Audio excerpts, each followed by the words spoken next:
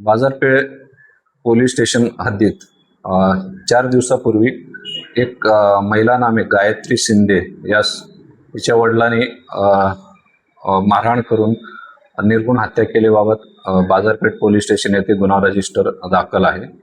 काल दिनांक 30/5/2026 रोजी यातील आरोपी नामे विनोद दत्तात्रय वसईकर वय 50 वर्षे हा पारनाका येथे येत असल्याबाबत माहिती मिळाल्याने त्यास सापळा रचून सदर गुन्ह्यात अटक करण्यात आलेली आहे.